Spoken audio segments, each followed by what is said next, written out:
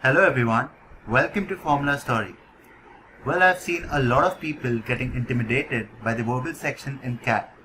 So today I'm making this video so as to unravel the formula to crack the verbal section in CAT. So let's begin.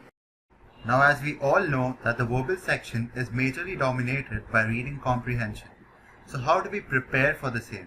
How do we improve our accuracy? Well, the answer to that is you need to prepare in a qualitative manner rather than focusing on the quantity or the bulk of questions that you solve. What I mean is, if you're solving 15 RCs a week, bring it down to 5 RCs a week. But for each and every RC, give thrice the amount of time that you give otherwise, at least till you master this section. What people generally tend to do is they solve an RC in 10 to 15 minutes and then they see what they have got correct and what they have got wrong. And then they just check the solution given and that's it. One RC is done. Then they move on to solve another RC and then they repeat the same thing. Now by doing this, what people don't realize is that they're not improving at RCs.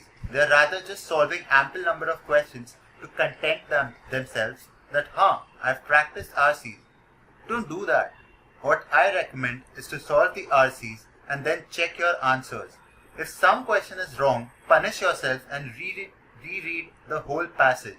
See why couldn't you get the question correct. Dive deep into understanding it and you will find a pattern in your mistakes. And once you find the pattern, trust me people, your accuracy in RCs will improve to a great extent. Now if you ask me where should I practice RCs from, I would recommend to start with this book called RC 99 by Aristotle. The reason being, this book is only dedicated to RCs. Once you start solving RCs the way I've recommended, you will improve at it, and always remember that quality matters and quantity doesn't. Another important aspect that you need to focus on is to build your reading stamina. You can read anything. Read newspapers, read blog articles from Facebook or Quora, read editorials, but always remember, read articles of longer lengths, say 1200 to 1500 words. This will help you to build focus while you're reading long RC passages. Moreover, after you're done reading, form a summary in your brain about what you understood from the passage. This will basically help you to identify the central idea or the main idea of a passage, which will eventually improve your comprehension.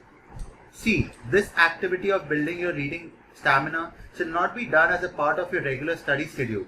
You can read articles while you're traveling or suppose getting bored in your college lecture or when you get some free time at your workplace. Now another important thing is how to solve the verbal section in a mock so that you eventually do well in the actual CAT.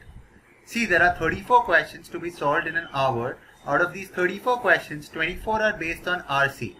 There will be 3 RC passages of 6 questions each and 2 RC passages of 3 questions each.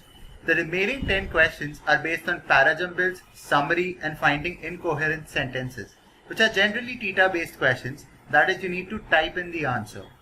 Start with full flow with an RC passage having 6 questions. Now the skill that you need to master is which RC to attempt and which RC to leave.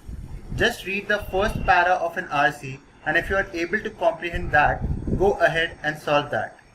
What people do is they reach midway of an RC and then realize that they haven't understood much of it, but since they have already spent those 2 to 3 minutes, they continue solving the RC and hence lose out on accuracy.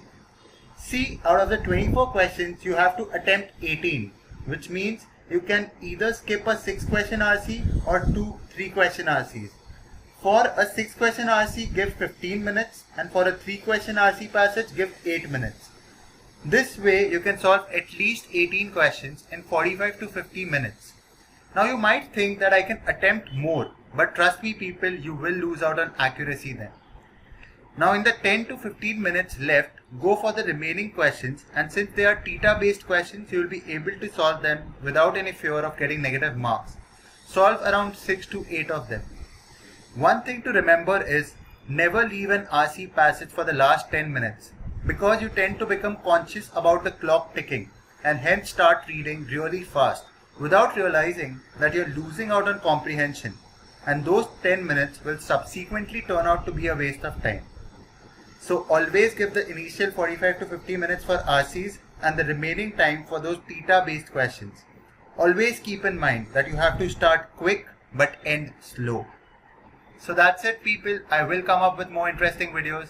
Till then, do like my video and subscribe to my channel, and also post your valuable feedback so that I can improve at my upcoming videos. Thank you.